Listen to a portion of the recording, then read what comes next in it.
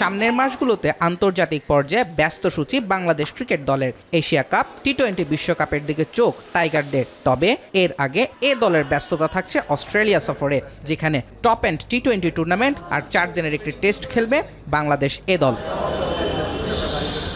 বাংলাদেশ দলের লাল বলের ক্রিকেটে নিয়মিত মুখ নাঈম হাসান। এ দলের সূচিতে এখন পর্যন্ত নিজের থাকা নিশ্চিত না হলেও প্রস্তুতিতে ঘাটতি রাখছেন না ডানহাতি এই স্পিনার। চূড়ান্ত দলেও জায়গা পাওয়ার ব্যাপারে আশাবাদী তিনি।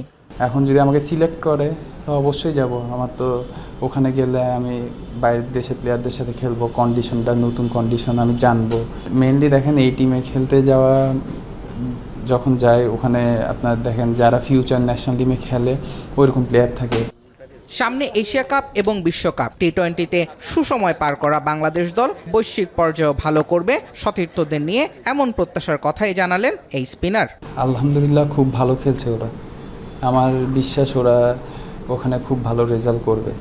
আপনার টি-20 খেলার মধ্যে শর্ট ফরম্যাট খেলা, আপনার মোমেন্টামটা যদি পাই ইনশাল্লাহ বাংলাদেশ ভালো কিছু করবে। লাল বলে ক্রিকেটে নিয়মিত মুখ নাঈম, পাশাপাশি প্রিমিয়ার লিগ, এনসিএল খেলে নিজেকে পোক্ত করতে চান সাদা বলের ক্রিকেটেও। নিজেকে তিনও ফরম্যাট খেলার মতনই রেডি করতেছি। প্রিমিয়ার লিগ, বিপিএল এগুলোতে আলহামদুলিল্লাহ খেলি। তো আপনার আমি তো যদি শুধু এক ফরম্যাটে খেলতাম তাহলে তো শুধু ফার্স্ট ক্লাসে খেলতাম। বাংলাদেশ এ দলের অস্ট্রেলিয়া সফর আগস্টের মাঝামাঝিতে। নাঈম হাসানের ব্যস্ততার শুরুটাও হতে পারে সেই সিরিজ থেকে। তার আগে পর্যন্ত নাঈম নিজের উন্নতির দিকেই নজর রাখছেন সবচেয়ে বেশি। জুবাইর আহমেদ, এখন, ঢাকা।